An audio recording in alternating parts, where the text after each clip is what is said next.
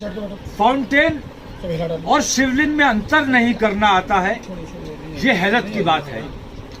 तो ये सारी कोशिश भारतीय जनता पार्टी और आरएसएस की मिलीजुली साजिश है और कोशिश इसके पीछे ये है कि हिंदुस्तान में एक और बंटवारा करा दिया जाए। बनारस का मामला नहीं है, बल्कि पूरे हिंदुस्तान में इस किस्म के जितने पुरानी मस्जिदें हैं, जितनी बड़ी मस्जिदें हैं, उन तमाम मसाजिद में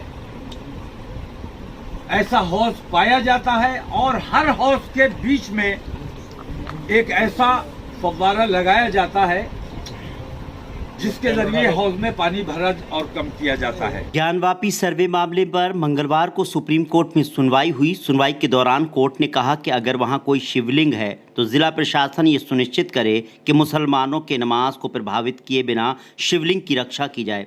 सुप्रीम कोर्ट ने अपने फैसले में कहा, अगली सुनवाई तक के लिए हम वाराणसी के डीएम को आदेश देते हैं कि शिवलिंग मिलने वाले स्थान की सुरक्षा की जाए, लेकिन मुस्लिमों को नमाज पढ़ने में कोई दिक्कत नहीं होनी चाहिए।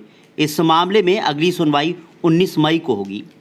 ज्ञानवापी मस्जिद में फव्वारे और शिवलिंग को लेकर मामला कोर्ट में है, तो उधर इस मामले को लेकर इत्तेहाद मिल्लत काउंसिल यानी आईएमसी के राष्ट्रीय अध्यक्ष मौलाना तौकीर रजा खां का भी बयान आया है।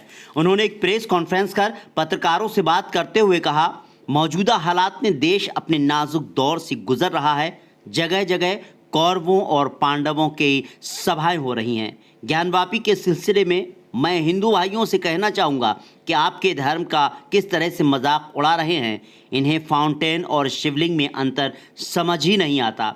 ये चाहते हैं कि हिंदुस्तान में एक और बंटवारा करवाया जाए। हर हौज में ऐसा शिवलिंग पाया जाता है। इस तरह हर मस्जिद को मंदिर बनाना चाहती है हुकूमत, बेईमानी करना चाहती है। इसके नतीजे गंभीर हो सकते हैं। दुनिया जानती है कि बाबरी मस्जिद का फैसला झूठा हुआ था।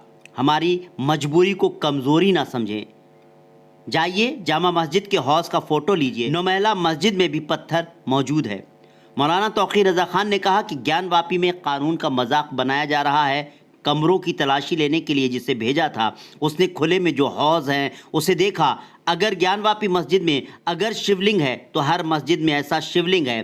किसी तरह के कानूनी कार्रवाई की ज़रूरत नहीं है। बाबरी मस्जिद मामले में सुप्रीम कोर्ट ने हमारी आस्था को नहीं माना। अब किसी कोर्ट में जाने की ज़रूरत नहीं है। ताजमहल के नीचे भी शिवलिंग मिल जाएगा। कुतुब मीनार पर भी शिवलिंग है। कब्जा करना चाहते हो तो कब्जा करो। उन्होंने मुसलमानों से कहा कि कोर्ट जाने की ज़रूरत नहीं, सब्र करने की ज़रूरत है। उन्होंने मोदी को फिर धृतराष्ट्र बोलते हुए कहा कि मोदी ने अब तक ज़ुबान नहीं खोली। उन्होंने अपनी ज़ुबान अभी तक क्यों नहीं खोली?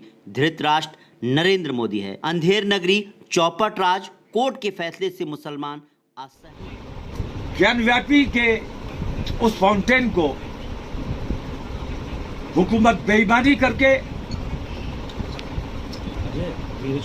अदलिया का सहारा लेकर गलत फैसला करा के दूसरों की आस्थाओं की दुहाई देकर अगर कोई गलत फैसला किया जाता है तो इसके नतायज गंभीर हो सकते हैं। बाबरी मस्जिद के सिलसिले में हमने सिर्फ इसलिए कि हमारे मुल्क में अमन व अमान बाकी रहे, वरना दुनिया जानती है कि बाबरी मस्जिद का जो फैसला हुआ है वो झूठा और बेईमानी पर मबनी है। लेकिन मुसलमानों ने सिर्फ इसलिए सब्र किया कि हमारे देश में अमन व अमान बना रहे, देश में दंगे और फसाद का माहौल ना बने। तो हमारी इस कुर्बानी को हमारी कमजोरी ना समझा जाए।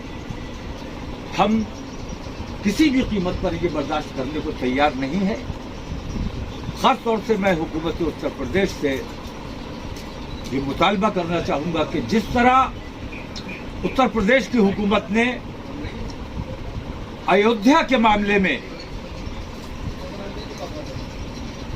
आगे बढ़कर फैसला लिया और हिंदूवादियों की उस साजिश को नाकाम किया जो उन्होंने फसाद बर्पा करने के लिए नकली टोपी ओढ़कर दाढ़ी लगाकर आए थे, मुसलमानों जैसी शक्ल बनाकर आए थे, उनको नंगा करने का काम जिस तरह उत्तर प्रदेश की सरकार ने किया, उसी तरह मैं सरकार से मांग करूंगा कि इन साजिशों को भी नाकाम करना।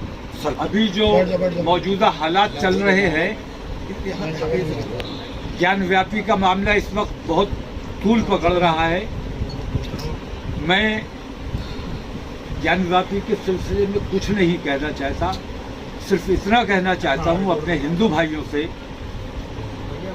कि ये आपके निर्णय लेने का वक्त है।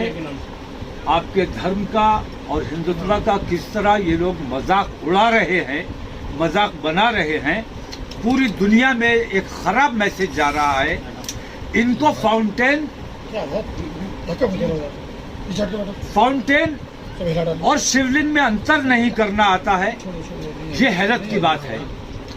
तो इस किस्म के झूठ, इस किस्म की बेईमानियां जो फैलाई जा रही है, मैं ये समझता हूँ कि ये सारी कोशिश भारतीय जनता पार्टी और आरएसएस की मिलीजुली साजिश है। और कोशिश इसके पीछे ये है कि हिंदुस्तान में एक और बंटवारा करा दिया जाए, जो हिंदुस्तान के मुसलमान किसी भी कीमत पर एक और बंटवारे के लिए तैयार नहीं है। ज्ञानव्यापी के हौस की जहां तक बात है, वो सिर्फ एक बनारस का मामला नहीं है, बल्कि पूरे हिंदुस्तान में इस किस्म के जितने पुरानी मस्जिदें हैं, जितनी बड़ी मस्जिदें हैं, उन तमाम मसाजिद में ऐसा हौज पाया जाता है। और हर हौज के बीच में एक ऐसा फव्वारा लगाया जाता है जिसके जरिए हौज में पानी भरा और कम किया जाता है। तो दुनिया भर में छोड़ दीजिए, आप बरेली की मस्जिदों में नौमहला की मस्जिद जाके देख लीजिए, मिर्जाई मस्जिद जाके देख लीजिए, जामा मस्जिद जाके देख लीजिए, पीलीभीत की जामा मस्जिद देख लीजिए, बदायूं की जामा मस्जिद देख लीजिए। उन मस्जिदों में भी इसका मतलब ये हुआ कि हिंदुस्तान की हर जिले में ऐसा हौज पाया जाता है और हर हौज में ऐसा एक शिवलिंग पाया जाता है। इसलिए उन तमाम मस्जिदों को मंदिर में तब्दील कर दिया जाना चाहिए। ये मंशा मुझे लगता है कि सरकार की है। ज्ञानव्यापी पे तो मैंने कह दिया कि ज्ञानव्यापी में एक तो ये कि कानून का मजाक बनाया जा रहा है, कानून के खिलाफ काम किया जा रहा है।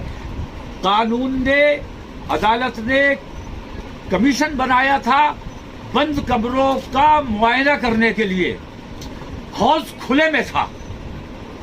नमाज अंदर होती है लेकिन हौज तो बिल्कुल बाहर को था, और ये सदियों से बाहर है ये हौज।